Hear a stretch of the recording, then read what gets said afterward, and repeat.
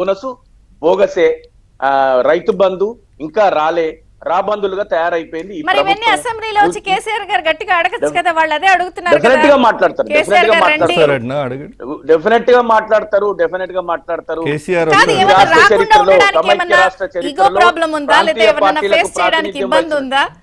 ఎందుకు రావడం లేదు అసెంబ్లీకి? ఈ సంవత్సరం పాటు రాకపోవడానికి కరెక్ట్ అని భావిస్తున్నారా ఒక మాజీ సీఎం?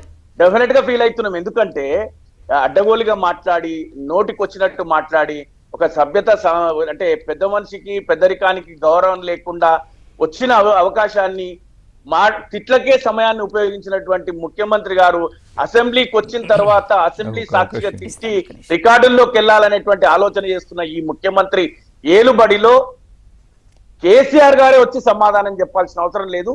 అంతకంటే ముందు కేటీఆర్ గారికి హరీష్ రావు గారికి చెప్తే సరిపోతుంది. గతంలో ప్రధాన ప్రతిపక్ష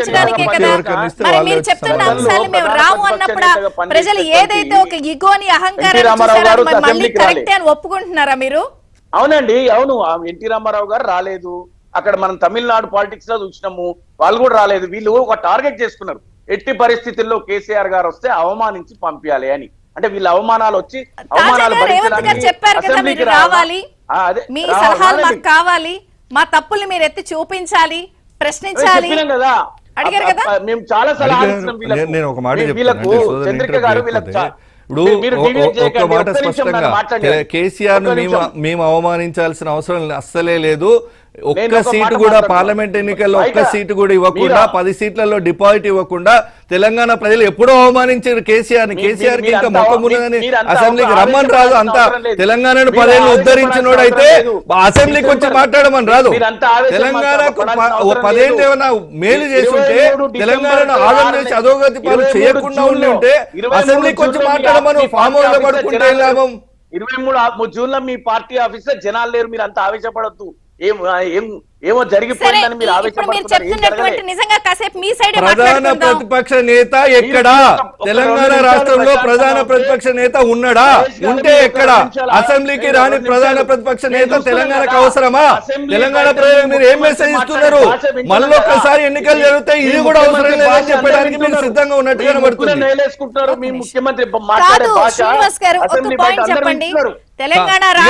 ఒక మాట భాషా సంస్కారాల గురించి బీఆర్ఎస్ నాయకులు ఎంత తక్కువ మాట్లాడతారు. దేశంలో భూత శాస్త్ర పితామహుడు ఎవడన్నా ఉంటే అది కేసీఆర్. భూత శాస్త్రంలో పిహెచ్డీ చేసి పట్టా పొందిన నాయకుడు ఎవరన్నా ఉంటే అది కేసీఆర్ గారే. మంచి రాజకీయాలను కల్మషంగా, నికృష్టంగా, నీచంగా దిగజార్చిన చరిత్ర కేసీఆర్ది. కేసీఆర్ అసెంబ్లీకి వస్తే ఆయన భాషలోనే సమాధానం చెప్తాం. మీ కాంట్రిబ్యూషన్ జీరో. రైఫల్ రెడ్డిలు మీరు, రైఫల్ రెడ్డిలు. పాస్పోర్ట్ బ్రోకర్లం కాదు కదా, సంతోషించు. దుబాయ్ శేఖర్లం కాదు కదా, దుబాయ్ శేఖర్లం కాదు, పాస్పోర్ట్ బ్రోకర్లం కాదు. తెలంగాణ ఉద్యమాన్ని డైవర్ట్ చేసి యువకులందరినీ ఆత్మహత్య వైపు తిరగడం పర్సనల్ వద్దు. ఇక్కడ మనం ఈ రోజు సబ్జెక్ట్ కన్ఫైన్ అవుదాం. నేను ఒక పాయింట్ అడుగుతాను. ఈ రోజు వస్తున్నారా? స్ట్రైట్ ఆన్సర్ చేయండి. ఈ రోజు వస్తున్నారా అసెంబ్లీకి? ఈ రోజు అసెంబ్లీకి వస్తారా? 100% రారండి. సరే,